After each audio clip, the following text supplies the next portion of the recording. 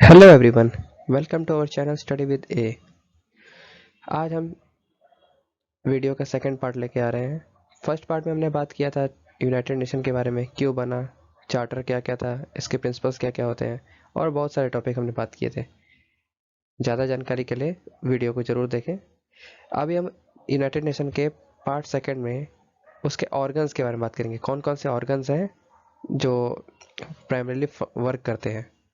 तो स्टार्ट करते हैं हम अपने लेक्चर को ज़्यादा टाइम वेस्ट ना करते हुए। मेनली 6 ऑर्गन्स हैं यूनाइटेड नेशन के। 6 organs are there in United Nations.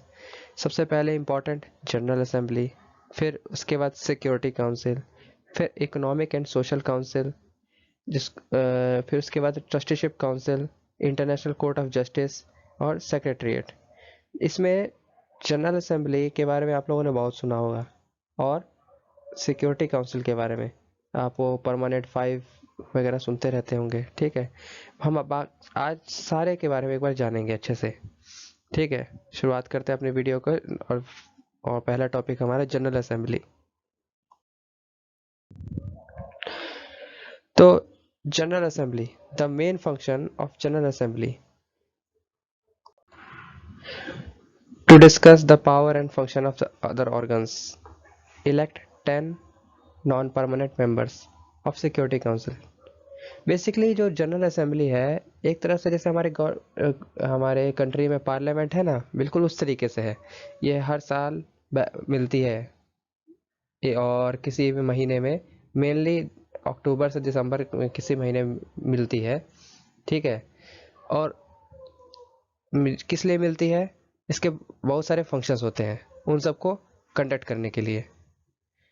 For example, जो अदर ऑर्गन्स हैं उनके पावर कितना पावर देना चाहिए, कितना कम करना चाहिए, ये सब डिसाइड करने के लिए 10 non permanent members of security council, security council के 10 जो नॉन परमानेंट मेंबर हैं उन सबको इलेक्ट करने के लिए।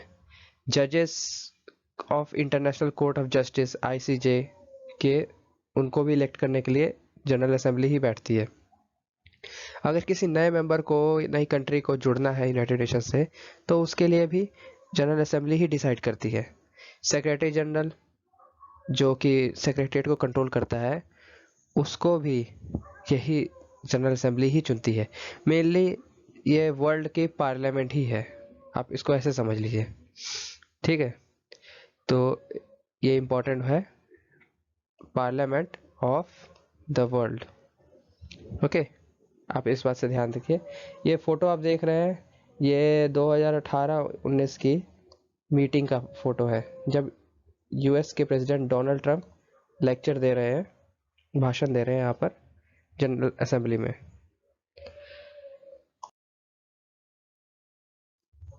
बात करते हैं सिक्योरिटी काउंसिल की। सिक्योरिटी काउंसिल का मेनली काम क्या है कि जो इंटरनेशनल रिलेशंस हैं, जो इंटरनेशनल सिक्योरिटी पर्पस है, उस पर कंट्रोल रखना है।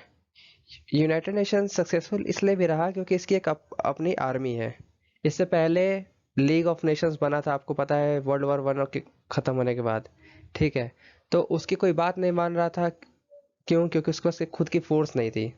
ठीक है, तो सिक्योरिटी काउंसिल के पास एक खुद की फोर्स होती है और इसके 5 परमानेंट मेंबर्स होते हैं।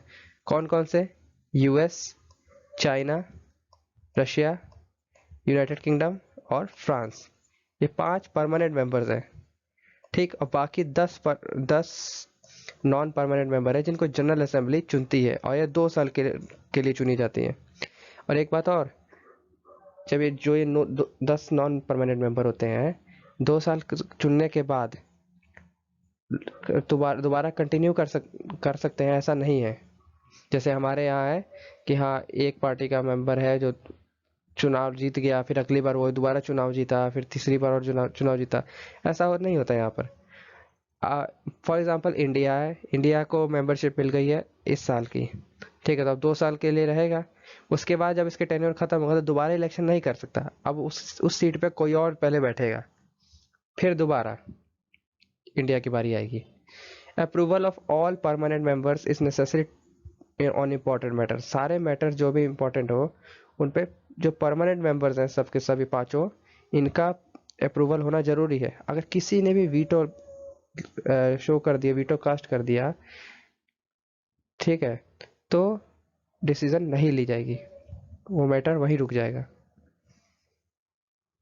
ये है हमारे सिक्योरिटी काउंसिल की मीटिंग, जिसमें 5 परमानेंट और 10 नॉन परमानेंट मेंबर्स बैठे हुए हैं।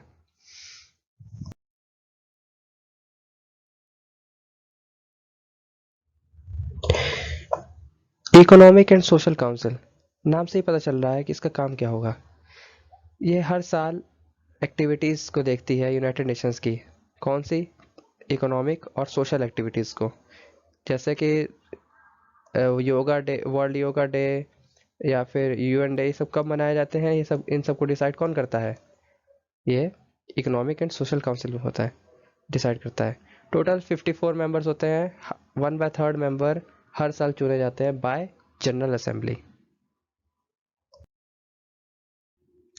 ट्रस्टीशिप काउंसिल, ट्रस्टीशिप काउंसिल किस लिए ऑर्गेनाइज की गई, किस लिए बैठाई गई? हमारी दुनिया में कुछ ऐसी कंट्रीज भी हैं जहाँ पे गवर्नमेंट जो है उन कंट्रीज की, वो पूरी तरीके से इस्टेब्लिश नहीं हो पाई हैं। वहाँ के लोग और वहाँ की मशीनरी जो है वो पूरी तरीके से रूल करने पे, हम कह सकते हैं कि रूल रूल नहीं कर पाती है, ठीक है। तो वो कंट्रीज डायरेक्टली यूनाइटेड नेशंस पे डिपेंडेंट होते हैं। फॉर एग्जांपल आपको नॉर्थ अफ्रीकन कंट्रीज में बहुत सारे देखने को मिल जाएंगे, ठीक है। फॉर एग्जांपल यूएन फोर्सेस जहाँ जाती है, नाइजर वगैरह कंट्रीज में, तो प्रोटेक्टर ऑफ डिपेंडेंट पीपल भी इसे कहा जाता है। जो जो लोग, जो सरकारें डिपेंडेंट हैं डायरेक्टली, ठीक है, तो उनको गवर्न यहीं से किया जाता है। उनको जो भी सजेशन देने होते हैं, जो भी पावर अथॉरिटी वगैरह की बात की जाती है, वो यहीं से जाती है, ठीक है। International court of justice, short form में आईसीजे, हेडक्वार्टर है हेग, नीदरलैंड में। इसको हम वर्ल्ड कोर्ट भी कहते हैं। टोटल 15 जजेस होते हैं जिनको जनरल असेंबली और सिक्योरिटी काउंसिल इलेक्ट करती है। 9 ईयर का टर्म है, जिसको दोबारा बाद में री इलेक्ट किया जा सकता है। और इसमें कौन कौन आ सकता है? इसमें वो कंट्रीज आ सकती हैं जो इसके रूल्स को मानती हैं। लिखा है ना, abide by the decisions of ICJ, okay. Secretariat, secretariat के बारे में हम लोग ज़्यादा बात नहीं करते, लेकिन सबसे इम्पोर्टेंट यही चीज़ है, ठीक है। आप ध्यान दीजिए, कोई भी गवर्नमेंट ऑर्डर देती है तो वो ऑर्डर जो पॉलिटिशियंस हैं वो खुद तो नहीं बनाते हैं, उनके पीछे ब्यूरोक्रेट्स बैठे होते हैं, बहुत पढ़े लिखे लोग, ठीक है। आईएएस पीसीएस इंडिया में, हमें इंडिया की पर्टिकुलरली बात कर रहा हूँ अभी। तो जैसे इंडिया में ये जो ब्यूरोक्रेट्स हैं, ये कंट्री को इनडायरेक्टली संभाल रहे हैं, ये जिनको बैक स्टेज परफॉर्मर कहा जाता है, ठीक है। वैसे ही ये सेक्रेटरीट है यूनाइटेड नेशंस का। यूनाइटेड नेशन के डे टू डे फंक्शंस, आज क्या होने वाला, कल क्या होने वाला, ये सब चीज़ें कौन डिसाइड करता है? सेक्रेटरीट। इसलिए इसकी इम्पोर्टेंस भी बहुत ज़्यादा है। और सिक्योरिटी जनरल जो इसका चेयरमैन होता है, उसको जनरल असेंबली ही चुनती है, इस with the recommendation of security council. और ये रिन्यूएबल है। ऑफिशियली 6 लैंग्वेजेस में काम होता है: English, Arabic, Chinese, French, Russian, Spanish. इस समय इसके हेड हैं एंटोनियो गुटारेस। इनका नाम इसलिए इम्पोर्टेंट है हो जाता है कि ये अभी करंट अफेयर्स में रहे हैं, जब प्राइम मिनिस्टर मोदी को इन्होंने champion of the earth award दिया था। आप बताइए डेट क्या थी? और इसके साथ हमारा वीडियो अभी ख़त्म होता है। उम्मीद है आपको जानकारी मिली होगी। और सब जानकारी के लिए जुड़े रहे हमारे चैनल पे। लाइक करें, सब्सक्राइब करें, शेयर करें। Thank you.